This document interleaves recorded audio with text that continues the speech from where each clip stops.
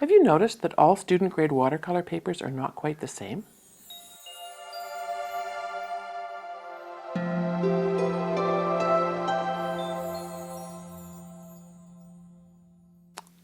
I'd like to thank the Process Art Discovery audience for joining me today.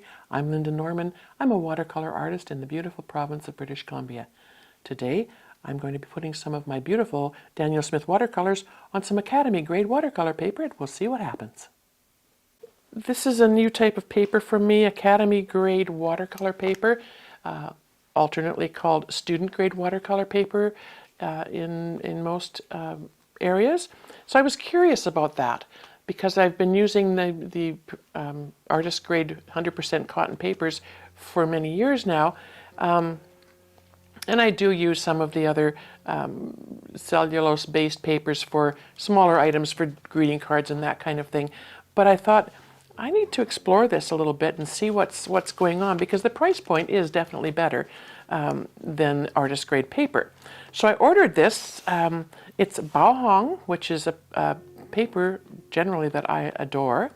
And it comes in some really interesting sizes, squares, which is the new thing, apparently, painting on square paper. But this is called Academy watercolor paper. It says it's a pad. It actually is a block, which was exciting. I love the block because it allows me to end up with a nice flat piece of work if I leave it on the block until it's dry. So I have already tested it out with you know, my birch trees. It's my go-to. It's what I love to do, and it came out quite nice. A little bit of a bloom here. That's probably you know, the user error rather than the paper, because the rest of it is really quite lovely. You can see a bit of texture. It's called, let me see if it says here. It doesn't say whether it's rough or otherwise. It's 15 by 10 inches. It's a 300-pound, 100% cotton, acid-free paper. So most student-grade papers are cellulose-based or cellulose and cotton blend. So you'll get a different reaction with your paints. They will soak in differently. Sometimes you'll get a hazy effect. The drying time will be different. The paint flow on the surface will be different on a cellulose paper. Just not usually the satisfying results that you would normally expect from 100% cotton paper. So I was really pleased to see that this one says it is 100% cotton paper, acid-free. It says used for watercolor, pen drawing, all sketch, gouache, designing, and ink painting. So it is a bit textured. So it'd be interesting to see how a pen drawing would work on that, and that might be a project that I will work on next time as well. Neutral white, naturally textured, environmentally protection fit for all artists. So it's chlorine free, it's pH neutral, and it's archival. So for an academy or student level paper, I don't think you can get better. I'm pleased with the results with my birch tree. Again, this is kind of my standard scene that I love to paint, and I use Daniel Smith paints. They all did what they normally do on my artist grade papers, so I was really pleased about that. Yeah, I will continue more testing, and today what I thought we would work on is. I love, and because this is sort of more rectangular, I love how when you just lay water down, clear water, and then you touch your rich pigment in, how they flow. And so I want to do that today. I want to create one of my landscapes, one of my imagination landscapes, with that process in mind. So we'll get it going. I'm going to use, I think to wet the page, I'm going to use my 5-line solo brush. This is from Michael Solovia's Watercolor Online. And I did not wash that, so I'm going to, that's actually got, it's got acrylic medium in it from another project. So I'm going to move that just out of the way for now. I don't really want acrylic medium mixed in with my paints at this moment. So let me think here. If I was to do a big sky, I would start here. I think I'll do a smaller sky and more in the foreground. So I'm just going to lay some water on. We'll see how this paper holds that water. And when I look at it on an angle, it looks like it's doing quite well.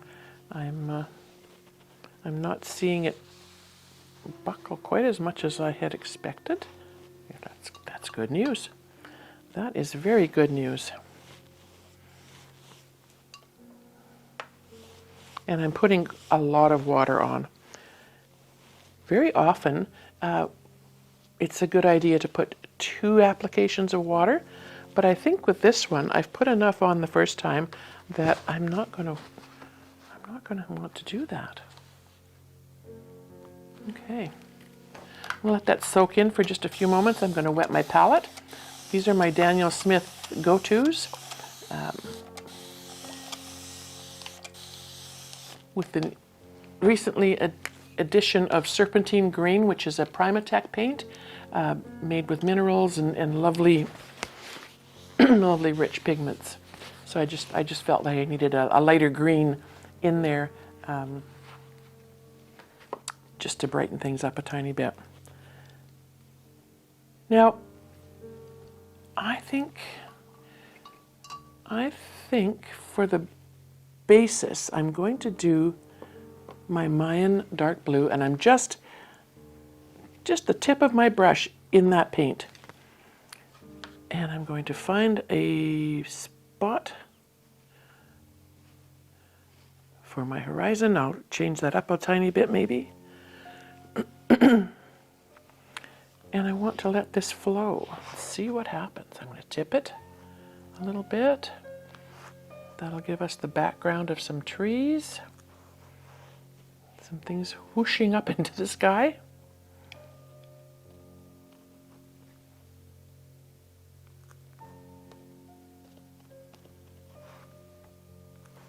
And now that the paint's set a bit more, I'm going to put a bit more thick paint in there.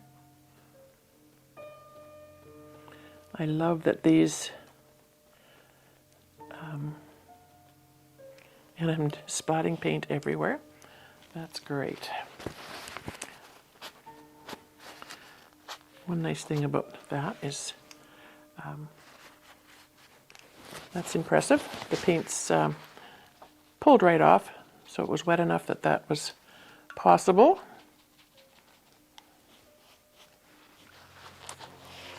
Now this isn't going to go right up to the top of the page. There wasn't enough pigment in those areas to really do that. Now I can always, I just barely touch the tip of my brush into my water. And I'm just going to add just a couple of dabs there, just to get some of that deeper pigment moving up a little bit into my sky.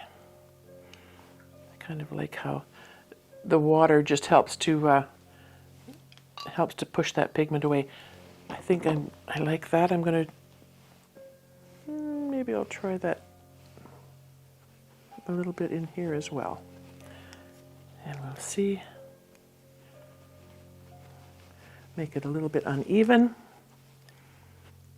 I'm not sure where this design is going to go, but I'm loving how this student grade paper is acting like it's the real deal.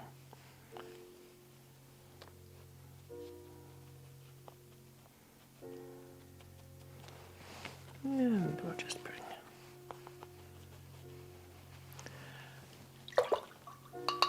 For some reason it just felt like the right thing to do to bring that paint, that color down. I kind of want to leave this area here where the paint is naturally flowing down into that area, and then I think this can be It looks a bit wintry, and I love that in my imagination, this looks like trees reflecting on some ice perhaps. So I'm just going to clear out some of the paint that's here. Semi-dry brush. I love these solo brushes from Michael Soloviev because I can form them once they're damp into a nice chiseled line, and I can make some nice lines across. I try to keep these lines as straight and horizontal as possible. Not always as easy to do, but I love that these are these paints are just flowing in this lovely paper, so that's pretty cool. Didn't get quite as much of a flow up there as I thought, and that again is probably due to the the person behind the brush, but that's okay. We can I think I'll go in with just a bit of a smaller brush now, another Michael Soloviev Solo brush. This is a 3-line, so it's about an inch, maybe 1.25 inches. And I just want to move some of those colors up perhaps a bit more. So these Mayan blue marks, these tree shapes that I'm putting here, will eventually, when they dry, fade out. You can see how beautifully gray and faded out those are. So we'll just make a couple of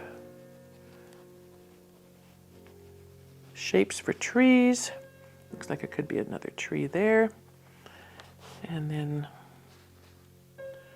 these are more like little bushy areas. We'll make just a little bit of irregularity on the tops of some of those. Now here where I had more water on my brush, you can see where the water tended to push that pigment away a little bit. So I'm going to go back in and just add a bit more pigment to that spot.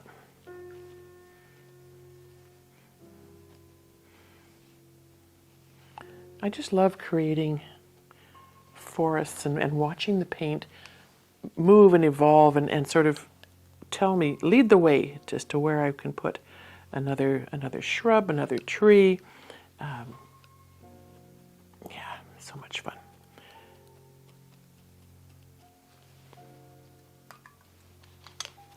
Now generally I would go next with my undersea green, but for the fun of it, I think I want to try, I'm just going to try the serpentine, Primatech serpentine, and just see what will happen if I get a little bit of that in the foreground.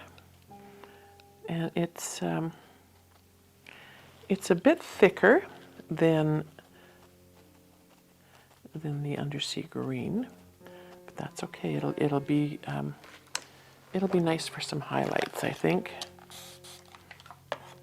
Probably if I went in with some quinacridone gold on top of the serpentine, that would help as well. So I'm just going to continue that now that I started it, just along the edge of the forest. And let's see if we can.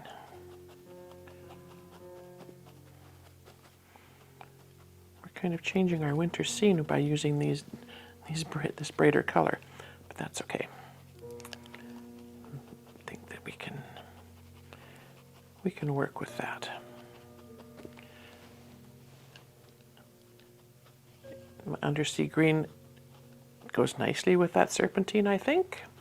So I don't mind that. I'm just going to go in with a little bit of that just to create some shadow shapes.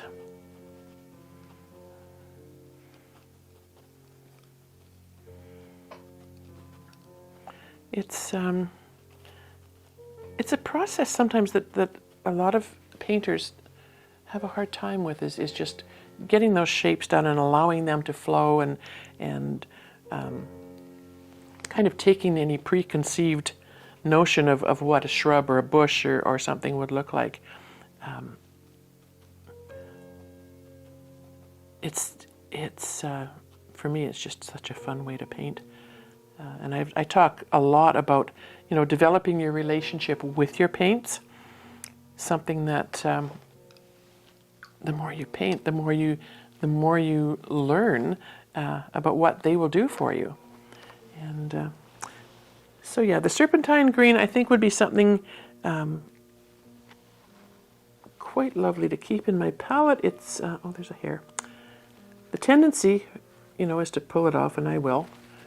But you could leave it if you found a little hair or a little mark. You could certainly leave it, and it would dry, and then you could pick it off. So I like that the Mayan blue at the base here of these little tree areas is forming that shadowy area. I can come back in on this side with a bit more of the Mayan blue. Just here and there, add some interesting shadows and shapes.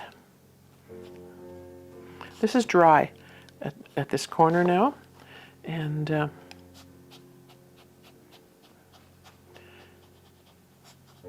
dry brush is really a fun technique also. Just to give you that, because I talked about winter up here, we'll do a little bit of dry scuffing. Makes it look maybe like there's enough white showing through that could be a bit of snow. And I like that. Now, my other go-to color is typically quinacridone gold, but let's give these other guys a chance. Let's try Aussie red gold. Oh, and see what happens. It is pushing the others away a little bit. We don't want much in this background, just enough to pick up what we're going to be putting in the front. And I think that's kind of pretty. I like the Aussie red gold. It's not pushing the blues and the greens away as much as the quinacridone gold would, perhaps. But that's okay. But I love what it's doing, and we can always come back in with a bit of quinacridone gold afterwards, and let that do its magic as well.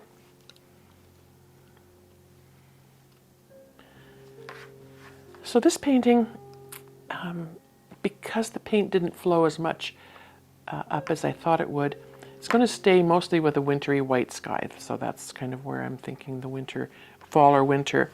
So a little bit of these gold colors coming through, and a nice bank of fall colors in the front. We might, if it's too bright, you can always take your paper towel and mute things down a little bit. But I like how these colors are playing well together.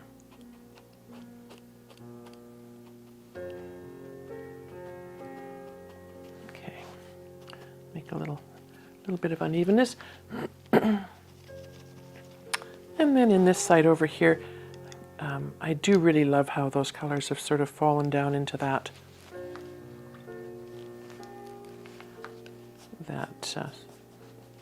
whatever this is, frozen lake perhaps.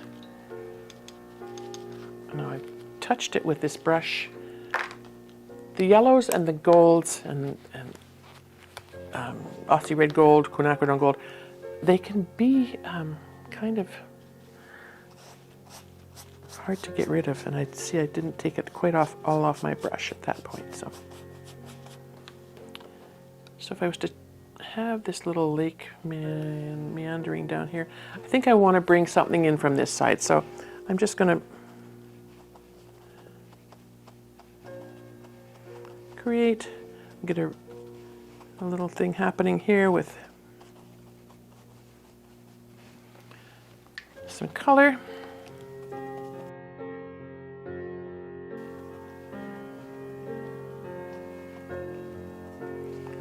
And some inlets, some little outcroppings.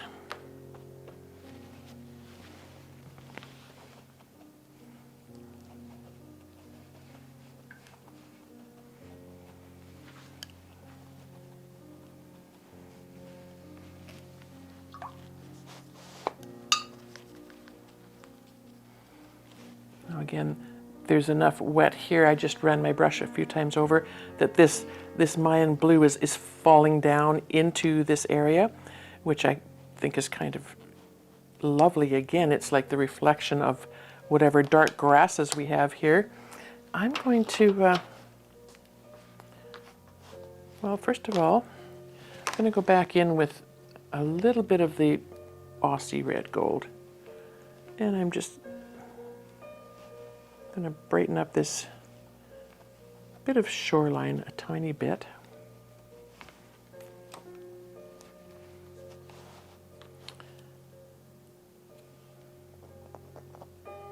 Still not quite dry enough. When you want to make marks with a piece of plastic or the end of your brush or whatever, you kind of have to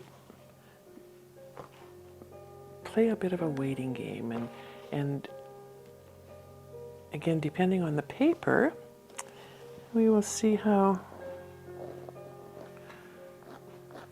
this allows, if this will allow me to bring, let's see if I can do this in camera here.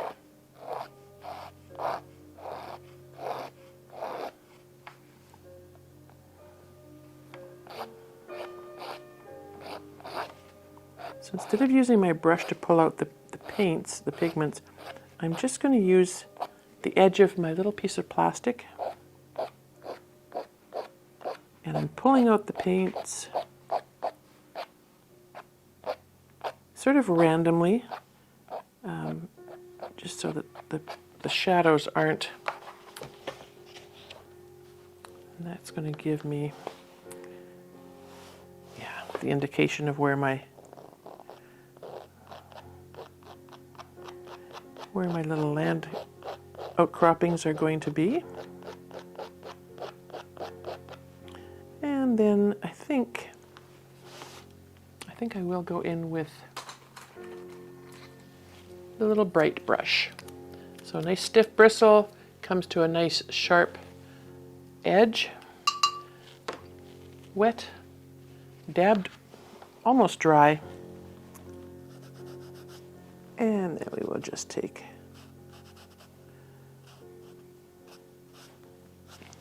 a few lines away from what's here. This paper is, it is lifting. It lifts a little differently than what I'm used to, but that's okay. A nice subtle line, and again, if I keep working at it, I can make it as light as I want it to be. And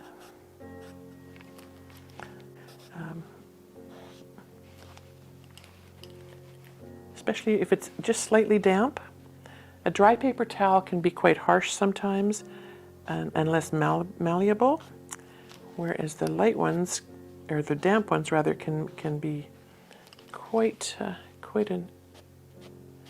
useful thing. Okay.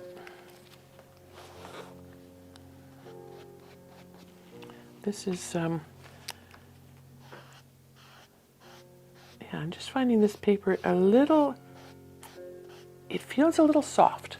I'm used to you know, a little bit of a harder paper, but that's okay. It's working nicely. I can pull away color, and I'm just going to pull slightly through these bits that have fallen down, just try to get some cohesiveness happening here.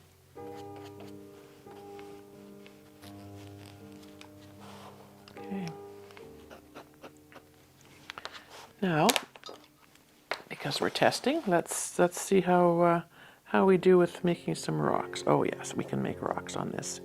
Works out quite well. Make just a few of those. A few little rocks there into the water. There we go. And then I would just try to level off this bit of the shoreline.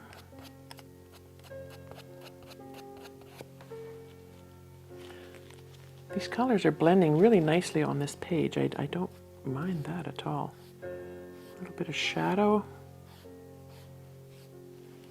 A little bit of lake happening in the background.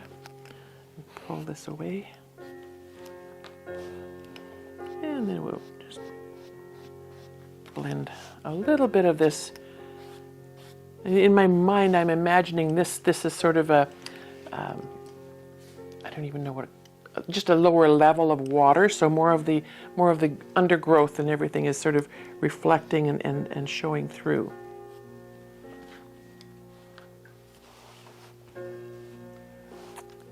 And yeah, I think now that I've got all this light over here and this dark here, I probably would darken this up a little tiny bit. It looks to me like it's a bit out of place having those light colors in there, but that's easy enough to do. And we will just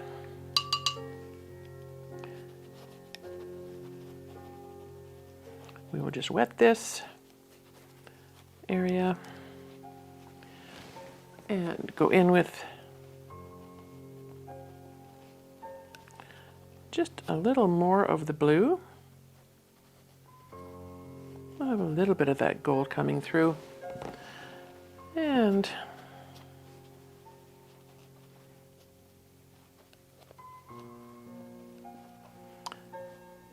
yeah, in hindsight, I probably wouldn't have maybe brought that down so far. I would have made the lake or the water move this way more, but that's okay.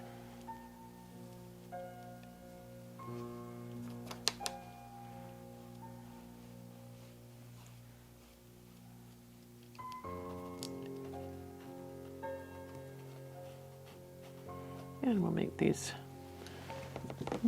trees and shrubs come up just a bit higher as well. Maybe we'll make something a little more in your face, a little more front facing on these trees.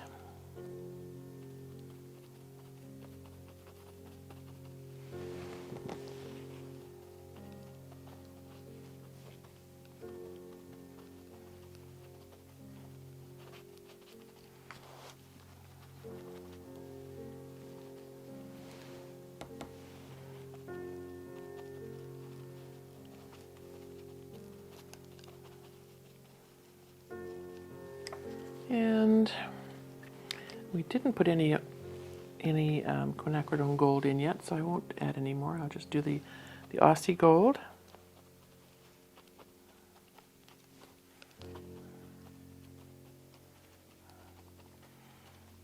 And then we just have some more trees in the front here. And oh, look at that.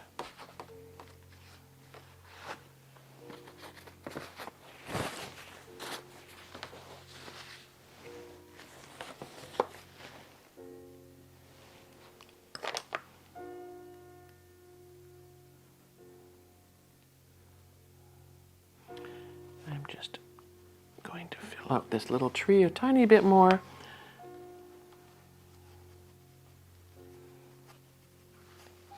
Make that look like it's... Actually, I think that tree could come, just as a point of interest, we could make that tree come right down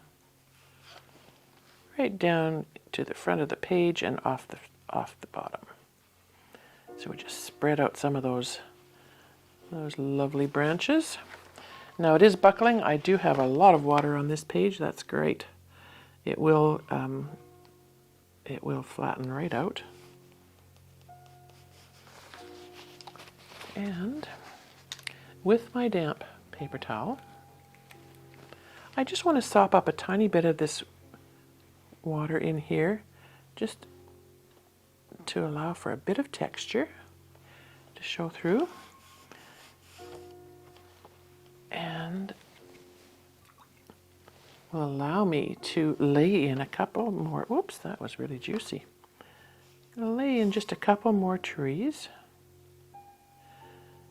And again, we're just making the shapes. The water will continue to help the paint move out into the areas where we've encouraged it to go. And we can try another one here.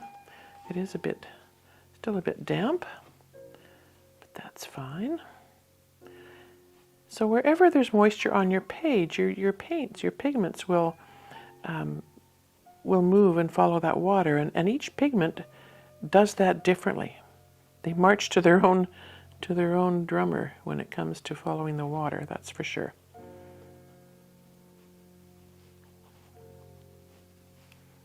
And we'll just create a couple more little tree shapes, filling in.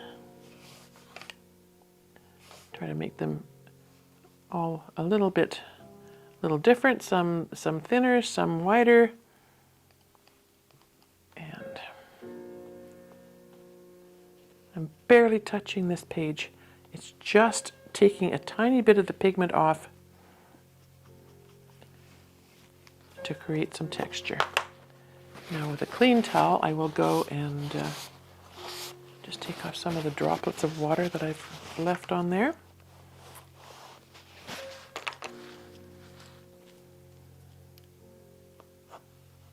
Yeah, I really do like this paper. It's performing kind of the way I would expect an artist grade paper to do. So affordable, more affordable than many.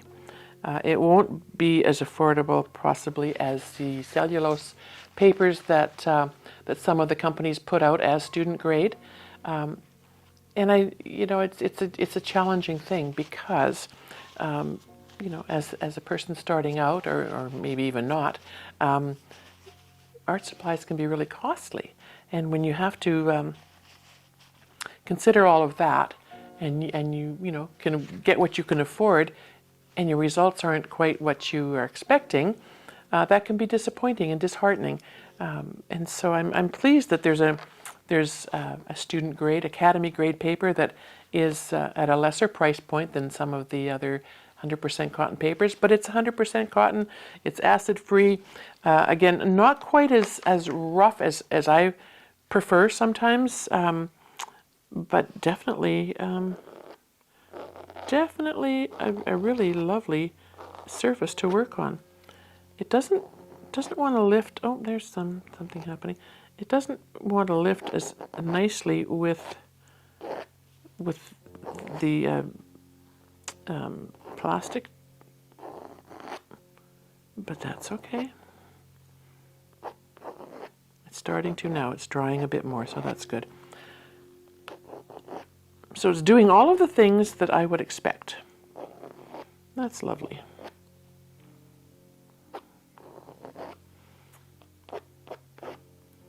Yes.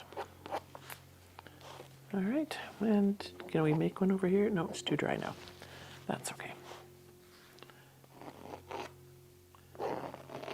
I would love that if I'd have thought to put these a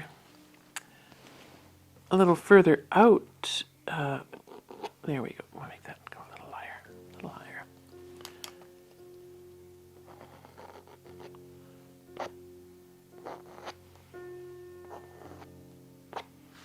All right. You can continue. I could continue forever playing with this. It's lovely. I'm enjoying. It does everything that I'm expecting it to do. So there you have it. Academy grade, 100% cotton paper. Who knew? I love how these colors are just taking to the paper. They're blending nicely. I'm pleased with this outcome.